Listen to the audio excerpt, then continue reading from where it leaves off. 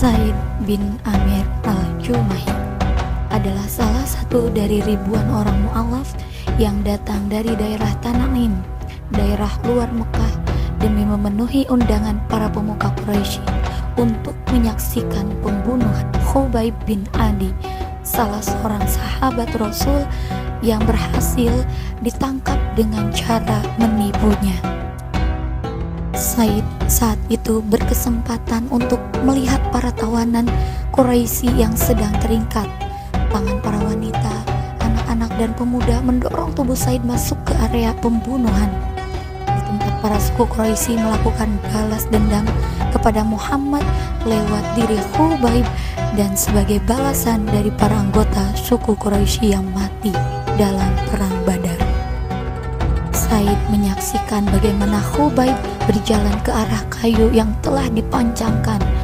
Said mendengar suara Khubayb yang tenang di antara jeritan dan teriakan para wanita. Khubayb berkata, "Dapatkah kalian mengizinkan aku untuk melakukan sholat 2 rakaat terlebih dahulu?" Said lalu memperhatikan Khubayb saat ia menghadap kiblat dan melakukan sholat 2 rakaat. Betapa bagus dan sempurna 2 rakaat sholat yang dikerjakannya. Dia juga memperhatikan bagaimana Khubayb menghadap para pemuka Quraisy seraya berkata, "Demi Allah, kalau kalian tidak menduga bahwa aku akan memperpanjang sholat karena merasa takut mati, pasti aku akan memperbanyak bilangan sholat tadi." Said juga menyaksikan dengan kedua mata kepalanya saat mereka memotong bagian tubuh Khubayb yang masih hidup. Mereka memotong setiap bagian tubuh Khubayb sambil berkata kepadanya, "Apakah kau ingin Muhammad menggantikan posisimu ini dan engkau akan selamat karenanya?" Ia menjawab, padahal darah terus mengalir di sekujur tubuhnya, "Demi Allah, aku lebih suka menjadi pengaman dan meninggalkan istri dan anakku daripada Muhammad ditusuk dengan duri." Maka semua manusia yang hadir saat itu mengacungkan tangan mereka ke langit seraya berteriak sengit, "Bunuh dia! Bunuh dia!" Di antara sengitnya suasana itu, Said pun memperhatikan bagaimana Khubayb mengangkat pandangannya ke langit dari atas tiang kayu seraya berdoa, "Ya Allah, hitunglah satu demi satu mereka semua, bunuhlah mereka secara kejam, janganlah kau sisakan satu orang pun dari mereka." Khubayb pun akhirnya meniupkan nafasnya yang terakhir. Pada tubuhnya banyak sekali bekas luka pedang dan tombak yang tidak bisa dihitung manusia. Setelah kejadian itu, Said pun dilanda kekhawatiran. Bayangan-bayangan akan Khubayb terus menghantuinya. Pada saat itu pula Allah Subhanahu wa Ta'ala melapangkan dada Said bin Amir untuk memeluk Islam. Maka ia berjalan menghampiri kerumunan manusia dan mengumumkan keterlepasan dirinya dari perbuatan dosa yang telah dilakukan suku Quraisy. Setelah masuk Islam, Said pun turut ikut serta hijrah ke Madinah. Ia senantiasa mendampingi Rasulullah SAW dan turut dalam perang Khaybar serta perang-perang lainnya setelah itu. Tibalah kemudian Nabi SAW wafat. Said menjadi pedang terhunus sebagai khalifah mengganti Rasul, yaitu Abu Bakar dan Umar. Dan ia menjadi satu-satunya contoh bagi orang yang beriman yang berniat membeli kehidupan akhirat dengan dunianya. Ia rela mendahulukan Allah dan pahala yang akan diberikan daripada semua keinginan nafsu syahwat badan. Kedua khalifah Rasulullah mengetahui dengan baik kebenaran dan ketakwaan yang dimiliki oleh Said. Mereka berdua sering mendengarkan dengan serius setiap nasihat dan ucapan Said. Said mendatangi Umar yang saat itu telah menjadi khalifah.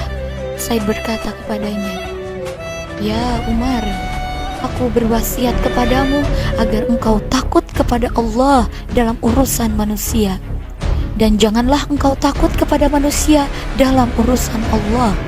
Ucapanmu jangan pernah menyalahi perbuatanmu, sebab ucapan yang terbaik adalah yang dibenarkan oleh perbuatan. Ya Umar, perhatikanlah dengan baik orang yang telah Allah percayakan kepadamu urusannya dari kaum muslimin, baik mereka yang jauh ataupun yang dekat. Cintailah mereka sebagaimana engkau menyayangi dirimu dan keluargamu. Buatlah mereka membenci apa yang engkau dan keluargamu benci. Goncanglah kumpulan manusia untuk menuju kebaikan, dan janganlah engkau khawatir terhadap kecaman orang selagi di jalan Allah. Umar pun bertanya, siapa yang mampu melakukan itu, wahai Said? Said menjawab, yang mampu melakukan itu adalah orang sepertimu yang telah diberikan Allah kepercayaan untuk mengurusi permasalahan umat Muhammad, dan tidak ada lagi jarak antara orang seperti dengan Allah. Sejurus kemudian, Umar mengajak Said untuk menjadi salah seorang pembantunya seraya berkata, ya Said, kami mengangkatmu menjadi wali atau gubernur daerah Hims. Said menjawab, ya Umar, demi Allah, janganlah engkau menimpakan fitnah padaku. Umar pun menjadi berang seraya berkata, celaka kalian meletakkan kepemimpinan ini di leherku, kemudian kalian mau lepas tangan dariku? Demi Allah, aku tidak akan membiarkanmu. Kemudian Umar mengangkat Said menjadi wali di daerah Hims seraya bertanya, bolehkah kami menentukan gaji buatmu? Said menjawab, apa yang akan aku lakukan dengan gaji tersebut, wahai Amirul Mukminin? Sebab gaji dari Baitul Mal melebihi kebutuhanku. Dan akhirnya Said pun berangkat ke Hims. Sedikit sekali uang yang dibawa oleh Said bin Amir, hingga tiba saat datangnya beberapa orang dari penduduk Hims yang dipercaya oleh Amirul Mukminin. Amirul berkata kepada mereka, tuliskan nama orang miskin sehingga dapat aku cukupkan kebutuhannya. Mereka pun melaporkan data yang mereka miliki. Di dalamnya terdapat nama Fulan, dan Said bin Amir. Umar bertanya kepada mereka, siapakah Said bin Amir ini? Mereka menjawab, dia adalah pemimpin kami. Umar bertanya, pemimpin kalian termasuk orang fakir? Mereka menjawab, benar. Demi Allah, lama waktu perjalanan, namun di rumahnya tidak ada tungku api menyala.